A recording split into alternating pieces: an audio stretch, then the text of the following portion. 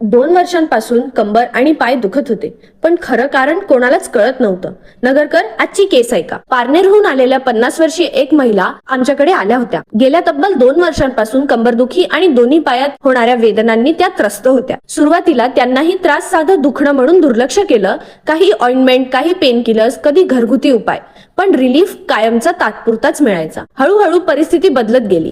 गेल्या 15 दिवसांपासून त्यांना त्रास खूपच जास्त होत होता. चालणं कठीण झालं, बसणं उठणं त्रासदायक झालं आणि रात्री झोपताही येत नव्हतं. त्यामुळे कॉन्फिडन्स कमी झाला होता आणि रोजच्या कामांवरही परिणाम होत होता. जेव्हा आम्ही त्यांची सखोल तपासणी केली तेव्हा महत्वाची गोष्ट समोर आली की त्यांना तो फक्त मसल पेन नव्हता, तर स्पाइन मधून जाणाऱ्या नर्व्हजवर प्रेशर येत आहे. यामुळेच पेन कमरेपासून पायापर्यंत पसरत होता. आम्ही त्यांना SIDP थेरपी सजेस्ट केली. त्याच दिवशी ट्रीटमेंट सुरू केली. सोबत आवश्यक मेडिसिन सुद्धा दिले. पहिल्याच सेशन नंतरच फरक जाणवायला सुरुवात झाली. पेन इंटेन्सिटी कमी होऊ लागली, हालचाली सोप्या वाटू लागल्या आणि सर्वात महत्वाचं म्हणजे त्यांना कॉन्फिडन्स परत आला. आज त्या हे समजून घेत आहे की दुखणं सहन करणं हा उपाय नाही, योग्य डायग्नोसिस आणि ट्रीटमेंट हाच खरा मार्ग आहे. नंतर कर्जतहून 55 वर्षाच्या एक गृहिणी माझ्याकडे आल्या होत्या.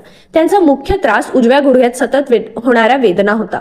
चालताना त्रास, जिने चढताना अधिक वेदना, कधी कधी आरामात बसल्यावरही त्यांना त्रास व्हायचा. त्यांना सुरुवातीला वयामुळे होतंय म्हणून दुर्लक्ष केलं, पण जसं जसं वेळ गेला तसं तसं पेन वाढत गेलं आणि त्यांच्या मोबिलिटीवर परिणाम होऊ लागला.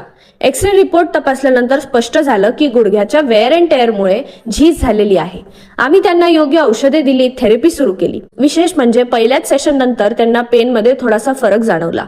हा छोटासा बदल त्यांच्यासाठी खूप मोटिवेटिंग ठरला. त्यांना एक महत्वाची गोष्ट समजली, वय हा एक फॅक्टर असू शकतो, पण पेन हा कायमस्वरूपी भाग नाही. योग्य ट्रीटमेंट, नियमित थेरपी आणि गायडन्स घेतल्यास पेन कंट्रोलमध्ये येतो आणि जीवन पुन्हा ऍक्टिव्ह बनत जातं.